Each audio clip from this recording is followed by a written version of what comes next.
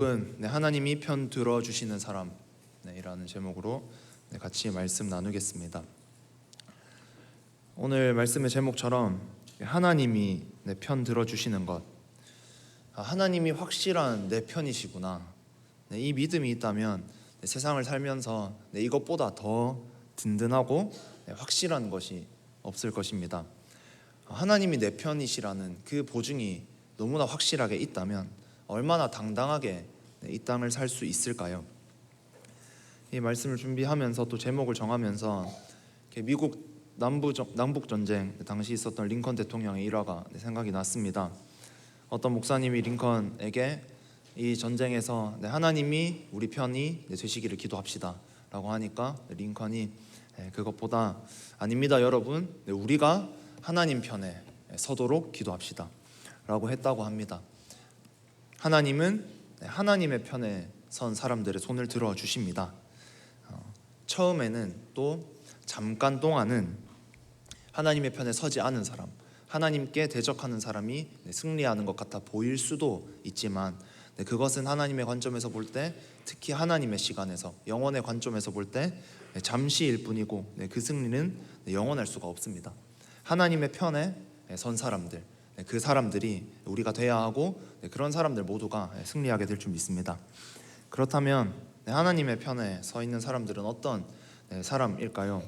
오늘 본문 2절 짧은 말씀, 다들 많이 아시는 말씀을 읽었지만 오늘 본문에 등장하는 한 부류의 사람들과 한 명의 사람을 대조해서 하나님께서 어떤 사람의 편을 들어주시는지, 또 나는 내가 어떻게 해야 하나님의 편에 설 수가 있는지를 오늘 본문을 통해서 같이 살펴보고 우리 모두가 확실하게 하나님의 편에만 서 있을 수 있기를 소망합니다. 하나님께서 대은교회는 정말 나의 편이다 할 수 있는 대은교회가, 우리 교회가 되기를 소망합니다. 본격적인 이 두 그룹, 한 부류의 사람들과 그 한 사람을 대조하기 전에 본문의 배경을 잠시 보겠습니다. 내용이 절대 어려운 건 없는데 이렇게 카톡 왔네 하다가 이렇게 놓칠 수도 있거든요. 그러면 또 뭔 소리 하지 이러실 수 있으니까 잘 따라와 주시기만 하면 어려운 건 없습니다. 위대한 선지자 엘리야가 승천을 했습니다. 그래서 엘리사가 선지자의 직무를 계승했습니다. 우리 친구들도 엘리야 다음 엘리사 이거 많이 알 텐데요.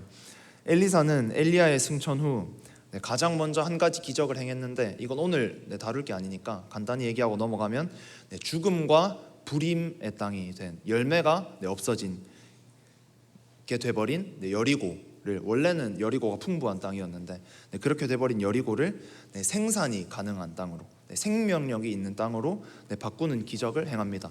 엘리사가 이제 엘리야의 선지자 직무를 계승하고 난 다음 첫 번째 기적이 그것이었고요. 그 다음이 오늘 본문인데요. 오늘 본문의 시작이 이렇습니다. 23절 읽었지만 다시 읽겠습니다. 엘리사가 거기서 베델로 올라가더니 그가 길에서 올라갈 때에 작은 아이들이 성읍에서 나와 그를 조롱하여 이르되 대머리여 올라가라, 대머리여 올라가라 하는지라. 잠시 띄어놔 주시면 작은 아이들이 엘리사를 조롱합니다. 대머리여 올라가라, 대머리여 올라가라. 이때 엘리사는 어떤 반응을 보일까요? 24절입니다. 엘리사가 뒤로 돌이켜 그들을 보고 여호와의 이름으로 저주하매 곧 수풀에서 암곰 둘이 나와서 아이들 중에 42명을 찢었더라. 그 아이들이 엘리사를, 작은 아이들이 엘리사를 놀리니까, 조롱하니까 엘리사가 그 아이들을 여호와의 이름으로 저주하였고, 그러자 수풀에서 암곰 2마리가 갑자기 튀어나와서 그 아이들 중에 42명을 찢어 죽입니다. 이 말씀을 보면 의문이 생길 수 있습니다. 진짜 이렇게까지 해야 했을까? 어린 아이들이 실수로 한 말일 수도 있는데, 잘 몰라서 그랬을 수도 있는데, 엘리사는 하나님의 선지자라면서 선지자의 직무를 계승받고 한 가지 기적 일으키자마자 바로 그 다음에 이렇게까지 하나님의 이름을 들먹이면서 어린아이들을 저주했어야 했을까? 이런 의문이 생길 수 있고, 그렇다면 하나님께서는 왜 그런 엘리사의 저주에 답하셔서 곰이 아이들을 찢어 죽이게까지 하셨을까? 이런 의문이 들 수가 있습니다. 이제 본론으로 들어와서 그 이유를 살펴보며 엘리사를 조롱한 그 작은 아이들과 엘리사를 비교 대조하면서 같이 보겠습니다. 첫 번째는 하나님을 모욕한 베델의 젊은이들입니다. 왜 본문에 작은 아이들이라고 했는데 제가 젊은이들이라는 표현을 썼을까요? 이런 곰이 사람을 죽이는 이런 무서운 일, 입에 담기도 싫은 그런 일이 일어난 이유는 일단 여기서 작은 아이들이라는 표현이 우리의 생각처럼 뭐 딱 작은 아이들이란 표현을 봤을 때 뭐 초등학생들이 장난친 건가 이런 생각이 듭니다. 뭐 초등학생 그 어디 어린 아이들을 가리킨다고 보기는 어렵습니다. 오히려 청년들을 지칭하는 말에 가깝습니다. 여기서 사용된 아이들이라는 표현, 아이들이라고 표현된 원어의 용례를 살펴보면 창세기 22장에서는 20대 초반의 이삭을 표현할 때 지칭할 때 이 단어를 썼고 창세기 37장에서는 17, 17세 정도 된 요셉을 지칭할 때 이 표현을 씁니다. 앞에 작은이라는 말이 붙어 있기는 하지만 용례들을 봤을 때 10살 정도 7살, 8살, 9살, 10살 이렇게 아무것도 모르는 아이들로 보기보다는 어느 정도 나이가 있는 그래도 판단을 할 줄 아는 젊은이들로 보는 것이 더 맞습니다. 또한 죽은 사람이 42명, 42명이었는데 10살 정도 어린 아이들이 어른도 없이 40명 넘게 모여 있었다라는 것도 이상합니다. 아마도 좀 더 정확하게 보기로는 좋지 않은 사람들, 요즘 말로 깡패, 갱 이런 젊은이들의 그룹으로 보는 것이 더 맞는 듯 보입니다. 그렇다면 어린아이가 아니었다고 죽여도 되나? 라는 질문에선 그렇지 않습니다. 이제 그들이 어떻게 엘리사를 놀렸는지 같이 보면 23절 띄워주시면 대머리여 올라가라, 대머리여 올라가라 라고 하는데 그들이 엘리사를 조롱할 때 올라가라 라는 말로 조롱을 합니다. 올라가라 라는 말이 어떻게 조롱이냐 라는 생각이 듭니다. 그래서 이 뜻을 잘 모르고 보면 엘리사가 대머리라는 표현 때문에 화가 나서 40명이라는 이나 넘는 사람들을 죽이고 싶었구나, 그만큼 화가 났구나, 이렇게 생각을 할 수가 있습니다. 그 표현에 당연히 화는 났겠지만 이 대머리라는 표현이 저주의 이유는 아니었을 것입니다. 여기서 그들이 조롱한 말, 엘리사야 올라가라, 올라가라, 이 말은 바로 좀 전에 일어난 엘리야가 승천한 사건을 가리킵니다. 엘리야는 하나님의 선지자입니다. 이스라엘 모두가 그것을 명확히 알고 있습니다. 정말 한 시대를 책임진 하나님의 사람입니다. 그리고 그 엘리야를 승천하게 하신 분은, 엘리야가 하나님 계신 곳으로 올라가게 하신 분은 누구십니까? 하나님이십니다. 그 젊은이들은 정확히 몇 세 정도의 그룹인지는 알 수가 없지만 그 젊은이들은 그냥 엘리야 한 사람이 있으니까 좀 외모가 초라해 보이니까 그냥 그것을 가지고 놀렸다, 이렇게 보기보다는 그런 것이 아니라 이제 엘리야로부터 바톤을 넘겨받아서 한 시대를 책임질 하나님의 선지자, 하나님을 대변할 사람을 놀린 것이고, 또 그것을 넘어서 그 뒤에 계신 하나님을, 또 엘리야를 올라가게 하신 분이 하나님이신데 그 일을 하신 하나님을 조롱한 것입니다. 그렇다면 이들이 한 표현은 하나님을 모욕한 것이 됩니다. 도대체 이들은 어떤 사람이길래 언약 백성인 그들이 이런 짓을 했을까요? 이 사람들은 이방인이 아닙니다. 이 사건이 있었던 지역은 다시 23절을 보여주시면 엘리사가 거기서 베델로 올라가더니 여리고에서 기적을 행하고 베델로 올라갑니다. 베델은 우리가 다 알듯이 이스라엘 땅입니다. 이들은 이방인이 아니고 어릴 때부터 하나님을 배우며 자랐던 유대인들, 언약 백성들입니다. 베델은 어떤 땅인가요? 원래 루스라는 지명으로 불렸던 이곳은 창세기 28장에서 야곱이 하나님을 만나고 베델이라는 이름을 가지게 되었고, 즉 하나님의 집이라는 뜻을 가진 지역입니다. 또 35장에 야곱이 에서를 두려워하면서 고향으로 돌아가려고 할 때 자신 집의 가족들이 가지고 있는 이반 신산들을 다 버리고 하나님 앞에 두려워하면서 다시 한번 제단을 쌓고 결단하고 이 우상 숭배 다 버리고 오직 하나님만 섬기겠습니다, 다시 한번 결단한 재결단, 재헌신을 한 장소, 그 제단을 쌓았던 장소가 베델입니다. 만남의 상징, 특히 다른 누군가도 아니고 하나님과의 만남을 상징하는 곳. 어떤 이에게는 이곳 성전, 저도 이곳에서 하나님을 만났으니까 이 성전과 같은 곳이 될 수가 있는 그곳이 바로 베델입니다.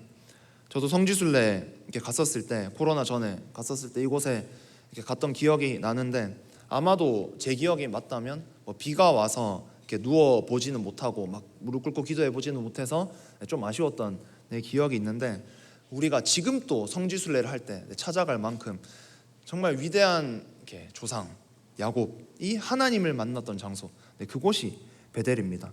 근데 이랬던 베델이 나중에 어떻게 되었을까요? 왜 그런 하나님과의 만남을 상징했던 그 중요한 영적인 장소, 우리가 베델에 대한 말씀을 듣고 정말 많은 은혜를 받는데, 이런 베델에서 왜 이런 젊은이들이 나게 되었을까요?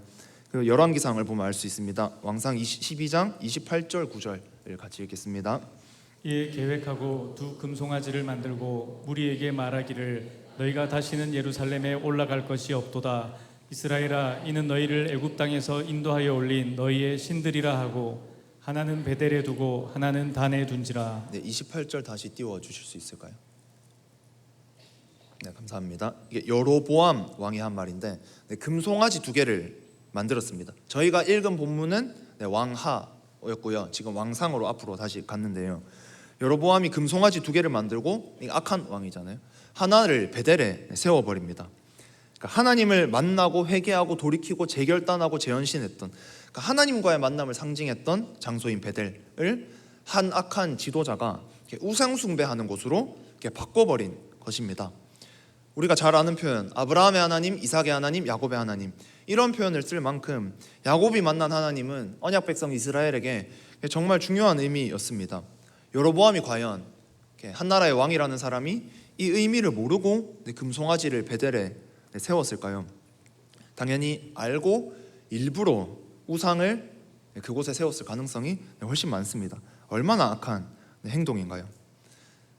그 결과 하나님과의 만남을 상징하던 베델이, 뭐 지금 저만 생각해도 그럴 일이 없겠지만, 마냥 이곳에, 제가 하나님을 만났던 이곳에 뭐 이 장소가 뭐 이렇게 성시화된다, 뭐 이렇게 숭배받아야 된다, 이런 건 절대 아니지만, 내가 하나님을 만났던 이곳에 막 우상을 숭배하는 장소로 바뀐다면 정말 볼 때마다 마음이 찢어질 것 같은데, 상상만 해도 그런데, 하나님과의 만남을 상징하는 장소였던 베델이 잘못된 지도자 한 사람 때문에 백성도 그 당시 그 지도자를 막을 영적 힘은 하나도 없고 다 타락해서 그 신앙을 잃어버린 그런 장소가 되어버리고, 그래서 나중에 그 땅에서 나란 40명이 넘는 젊은이들이 다 같이 하나님을 모욕하는 데 동참한 그런 땅이 되어버린 것입니다. 그래서 우리가 아는 베델은 정말 축복의 장소이고, 나도 야곱이 베델로 올라갔던 것처럼 나도 그곳에 가서 하나님을 만나야겠다, 이런 결단을 정말 자주 하는, 정말 하나님을 만나는 결단이 생기고 그 은혜가 있는 장소가 베델이지만, 그 이후 선지서에서 베델이 언급된 표현들을 보면 축복의 표현들보다 가슴 아픈 표현들이 나옵니다. 2가지만 볼 텐데요. 아모스 3장 14절을 보여주시면, 내가 이스라엘의 모든 죄를 보응하는 날에 베델의 제단들을 벌하여 그 제단의 뿔들을 꺾어 땅에 떨어뜨리고, 하나님을 예배하는 제단이면 꺾어 땅에 떨어뜨리겠다, 이런 표현을 하실 일이 없으시잖아요.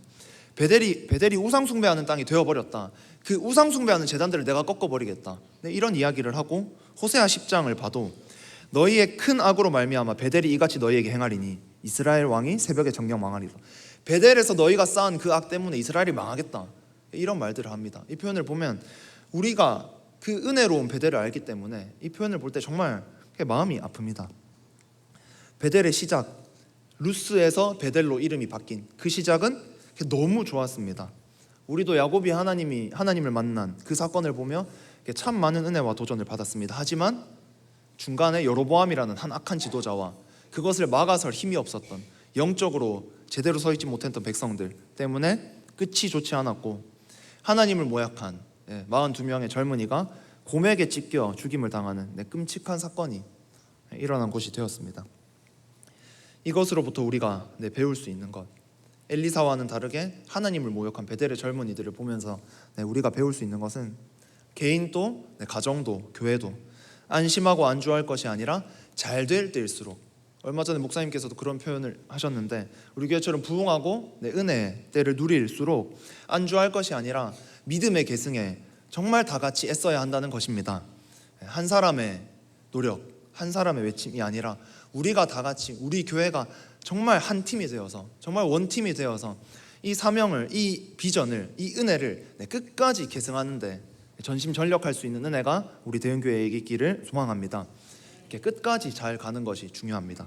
이와 대조해서 두 번째로 하나님의 사람 엘리사는 어땠나요?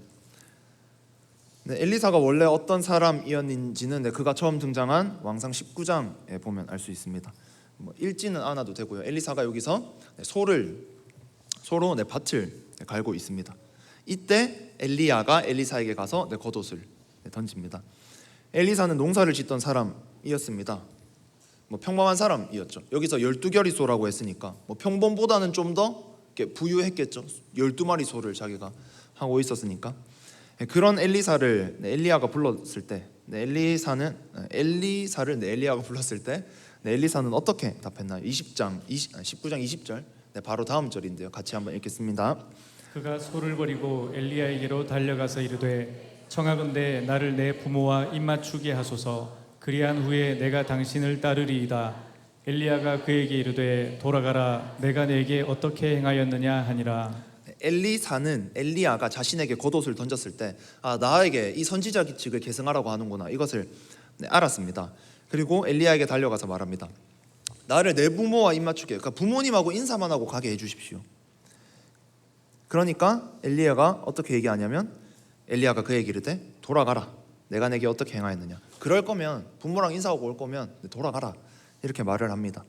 이게 좀 과격해 보이지만 이 말씀은 또 신약의 어떤 말씀을 떠오르게 합니다. 예수님께서 제자를 부르시고 가자, 나를 따르라 했을 때 부친의 장사만 지내고 아버지 장례식만 치르고 오겠습니다 라는 자에게 죽은 자들로 죽은 자들을 장사하게 하라. 너는 나를 따르라. 너의 사명이 먼저다. 이 예수님의 부르심과 참 비슷한 구절입니다. 그렇게 처음에는 머뭇하는 듯 보였으나 21절에 엘리사는 조금 다릅니다. 같이 읽겠습니다. 엘리사가 그를 떠나 돌아가서 한 결이소를 가져다가 잡고 소의 기구를 불살라 그 고기를 삶아 백성에게 주어 먹게 하고 일어나 엘리야를 따르며 수종 들었더라. 처음에는 부모님이랑 입맞추고 부모님만 인사만 드리고 당신을 제가 따르겠습니다 이렇게 했던 엘리사였지만 엘리야가 그럴 거면 가라 라고 좀 이렇게 세게 말했음에도 엘리사는 그 자리에서 엘리야를 따르기로 결정을 합니다. 엘리사는 엘리야가 나한테 선지자직을 계승하라고 하는구나, 이게 하나님의 뜻이구나, 이것을 알았습니다. 그때 엘리사는 당연히 왜 나일까, 이런 의문이 하나님의 부름을 받았을 때 처음 많은 선지자들이 그렇게 반응하는 것처럼 왜 나일까? 나는 농사 짓는 것밖에 할 수 없는데 엘리사가 정확히 어떤 가정 교육을 받았고 교육의 수준이 어떻고 이런 건 알 수 없지만 왜 농부인 나를 선택했을까? 왜 나일까? 이런 생각이 들었을 것입니다. 하지만 처음에는 주저했지만 다시 마음을 거쳐먹고 그는 엘리야를 따랐습니다. 엘리사가 왜 엘리야를 따랐을까? 이것을 생각해 보면 첫 번째로는 하나님을 신뢰했기 때문에 엘리사가 엘리야를 따랐을 것입니다. 어리둥절했던 엘리사였지만 왜 나를 부르지? 그 엘리야의 뒤에 계신 하나님을 봤을 텐데 왜 하나님께서는 나 같은 사람을 엘리야라는 저 위대한 한 나라를 책임지는 저 영적인 사람의 뒤를 이으라고 하실까라는 생각이 들었지만 엘리사가 봤던 것은 내 자신이 아니라 하나님이었습니다. 자신의 계획보다 더 크신 하나님, 나보다 나를 더 잘 아시는 하나님을 믿었기 때문에 엘리야를 따를 수 있었습니다. 여기서 엘리사와 엘리사를 모욕한 젊은이들 간의 차이가 드러납니다. 그들이 자란 환경, 가정의 환경은 달랐을 수 있겠고 아마도 엘리사의 부모님들이 훨씬 더 가정교육, 신앙교육을 잘했을 가능성이 높겠지요. 하지만 나라 전체의 영적 분위기는 왔다 갔다 했고 좋지 않을 때가 참 많았고 분명히 영적으로 그리 좋지 않은 환경이었고 아무리 집에서 부모가 열심히 가정교육을 했다고 할지라도 우리가 그것을 했는지 안 했는지 어떻게 했는지 알 수는 없지만 열심히 신앙교육을 했다고 할지라도 밖에 환경이, 영적 환경이 척박하기 때문에 엘리사도 얼마든지 하나님을 잊을 수도 있었을 것이고 주위를 보면 하나님을 기억하고 사는 것보다 다 모르고 왔다 갔다 하면 세상과 하나님 왔다 갔다 이렇게 이중플레이하며 사는 사람들이 참 많았는데 그럼에도 엘리사는 그 젊은이들과 다르게 언약 백성으로 확실히 자랐습니다. 하나님을 향한 신뢰가 있었고 믿음이 있었습니다.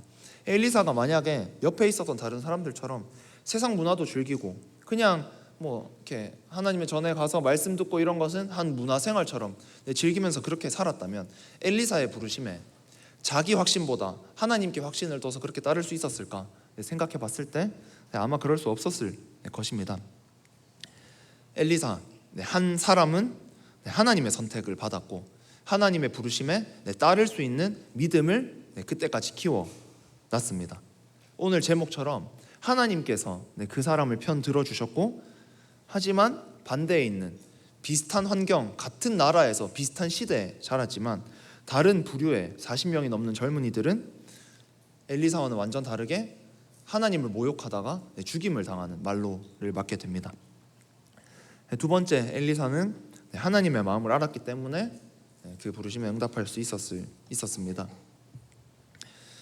엘리사는 어릴 때부터 가정에서 교육을 받았든 본인의 신앙이든 나라를 보며 영적인 상황을 분별할 눈을 가지고 있었을 것입니다. 엘리야 선지자 이야기를 어렸을 때부터 들었을 것이고 나라의 모습을 보며 하나님의 마음을 부족했을 수 있지만 하나님의 마음을 가지고 자신의 조국, 자신의 나라를 보며 아픈 마음을 가지고 있었을 것입니다. 그래서 하나님의 부르심을 자신의 소명으로 받고 응답할 수 있었던 것입니다.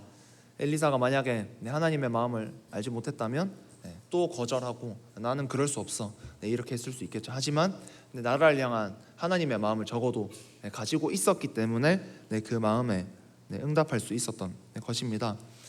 참 비슷한 시대 엘리사를 젊은이들이 모욕했을 때 그 나이 차가 좀 날 수는 있겠지만 그래도 같은 시대, 같은 세대라고 말할 수 있는 이 두 그룹인데 참 차이가 많이 납니다. 한 그룹은 한 무리의 청년들은 그냥 적당히 세상의 유혹에 다 순응하며 자신들의 뜻대로 살아가다가 결국 하나님까지 거부하는 인생, 그래서 그 종말을 맞게 되고 한 사람은 농사를 짓다가 부르심을 받았음에도 정말 멋있게 쓰임 받는 한 선지자가 되었습니다.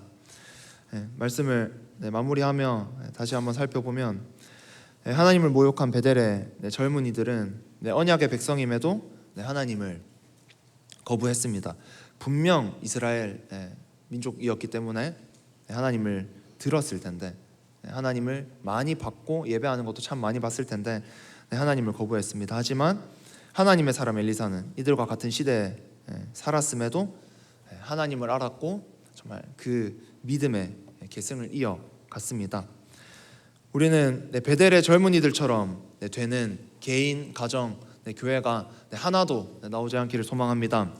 엘리사처럼 끝까지 하나님의 편에 서는 우리가 되기를 소망하고 우리 개인, 가정, 교회가 모두 다 이 베델의 은혜를, 이 베델을 우상숭배로 바꿔버리는, 팔아넘기는 그런 교회가 아니라, 그런 우리가 아니라 이 베델의 은혜를 끝까지 유지시키고 대를 이어갈수록 그 은혜가 오히려 더 깊어지는 은혜가 우리에게 있기를 소망합니다.